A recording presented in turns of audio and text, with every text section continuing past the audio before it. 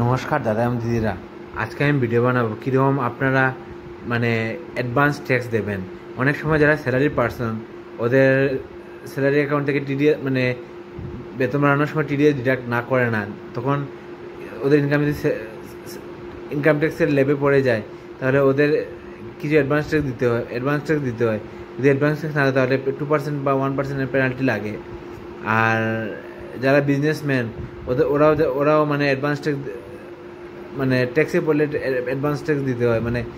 Income ট্যাক্সে ট্যাক্সের ইয়ের মধ্যে পড়লে, স্ল্যাবে পড়লে ট্যাক্স অ্যাডভান্স ট্যাক্স দেওয়া উচিত।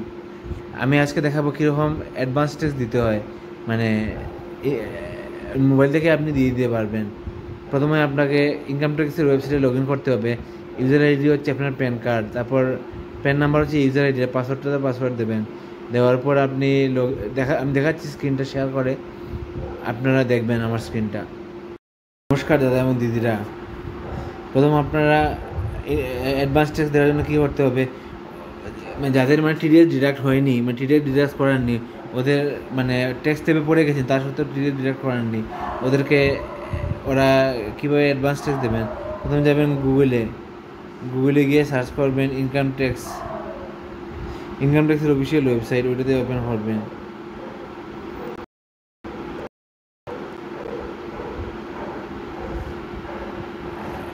আপনি income tax portal log in বলে সার্চ করবেন, ডাইরেক্ট এটা এসে যাবে ওয়েবসাইটটা, eportal.incometax.gov.in এসে যাবে। এখানে ক্লিক করবেন।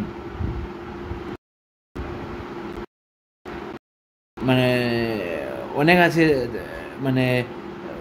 অনেক অফিসে জব করেন, ওদের ঠিক হয় না, করায়নি, কোনো কারণে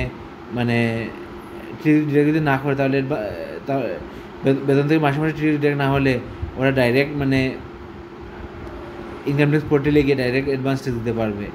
আর অ্যাডভান্স দেওয়া উচিত যাদের ট্যাক্সে পড়ে আর অ্যাডভান্স ট্যাক্স দেয় না, ওদের অল্প আমি ঠিক জানি না অল্প কত % পেনাল্টি লাগে অ্যাডভান্স ট্যাক্স না দিলে। এখন আমার এটা লগ ইন হচ্ছে, ইনকাম ট্যাক্সের পোর্টালটা লগ ইন হচ্ছে। আর আপনার যে প্যান নাম্বার, এটা হচ্ছে ইউজার আইডি। আর পাসওয়ার্ড যদি আপনার মনে না থাকে, ফরগেট পাসওয়ার্ড আসবে, ওটিপি দিয়ে ফরগেট পাসওয়ার্ডে গিয়ে আপনি পাসওয়ার্ডটা রিকভারি করতে পারবেন। আমার পাসওয়ার্ডটা মনে আছে, আমি এখন লগ ইন করছি।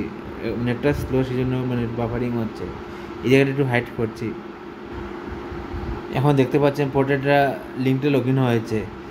এখানে আমি আমার আধার নাম্বার দেবো, প্যান নাম্বার দেবো, তারপর কন্টিনিউ গিয়ে পাসওয়ার্ড দেবো।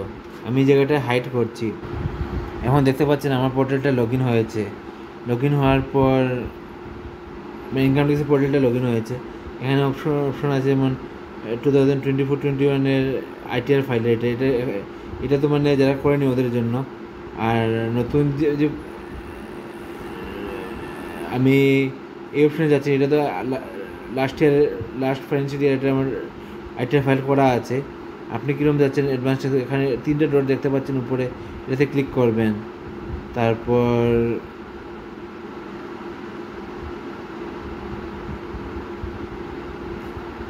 এখানে দেখতে পাচ্ছেন, প্রথম যাবেন ড্যাশবোর্ডে।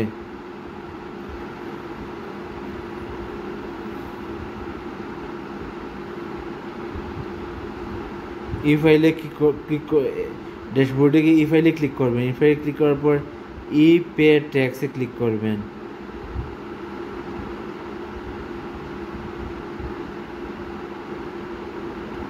দেখতে পাচ্ছেন এই অপশনটা আসার পর নিউ পেমেন্টে ক্লিক করবেন। নিউ পেমেন্টে এখানে দেখতে পাচ্ছেন অ্যাডভান্স ট্যাক্স হচ্ছে 100, এখানে অ্যাডভান্স ট্যাক্সের কোড হচ্ছে 100, সেলফ অ্যাসেসমেন্ট ট্যাক্স হচ্ছে 300। আপনি অ্যাডভান্স ট্যাক্সে এটাতে ক্লিক করবেন। এখানে ইনকাম ট্যাক্স দেওয়া আছে, এখানে প্রসিডে ক্লিক করবেন। করার পর অ্যাসেসমেন্ট ইয়ার 25-26 এটাতে ক্লিক করবেন। Type of payment, advance tax হচ্ছে 100 কোড, ওইটা অ্যাডভান্স ট্যাক্স 100, এটাতে ক্লিক করলেন। এখানে কন্টিনিউ ক্লিক করলেন। কন্টিনিউ ক্লিক করার পর এখানে যেমন যত টাকা দেবেন, যেমন 10,000 টাকা দেবেন অ্যাডভান্স ট্যাক্স, গিয়ে কন্টিনিউতে ক্লিক করলেন।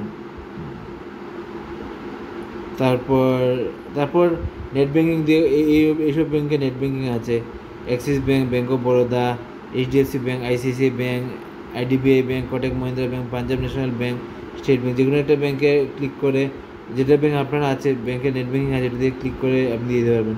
তাছাড়া অপশন আছে ডেবিট কার্ড, তাছাড়া আছে এনইএফটি ট্রান্সফার করতে পারবেন, নেট ব্যাঙ্কিং যেমন দিচ্ছি।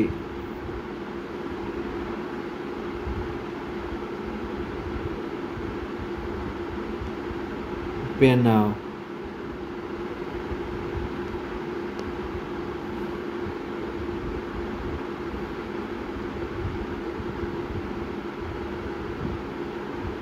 ও এখন তো রাত্রিবেলা, রাত্রি 11:07, এখানে মেসেজ এসেছে transaction cannot be proceed during period between 11 PM to রাত্রি 12:15, রাত্রি 11টা থেকে রাত্রি 12:15 পর্যন্ত ট্রানজ্যাকশন করতে পারবো না, তারপর হবে। মানে এরকম নেট ব্যাঙ্কিংয়ের এই অপশনটা ক্লিক করার পর অনলাইনে ইউজার নেম পাসওয়ার্ড দেবেন, তারপর করলে হয়ে যাবে। পাসওয়ার্ড দিয়ে ওটিপি আসবে, তারপর পেমেন্ট করলে অ্যাডভান্স ট্যাক্স হয়ে যাবে। তারপর একটা রসিদ জেনারেট হবে, এই রসিদটা আপনি সেভ করে রেখে দেবেন, আইটিআর ফাইল করার সময় এটা লাগবে অ্যাডভান্স ট্যাক্সের। আর তাছাড়া আরেকটা অপশন আছে, যেমন আপনারা ডেবিট কার্ড বা ক্রেডিট কার্ড দিয়েও দিতে পারবেন, ডেবিট কার্ডের নাম্বার এগুলো লিখে আপনি দিতে পারবেন। যদি আমার ভিডিওটা ভালো লাগে লাইক এবং শেয়ার করবেন এবং অন্যদেরকে দেখার সুযোগ দেবেন।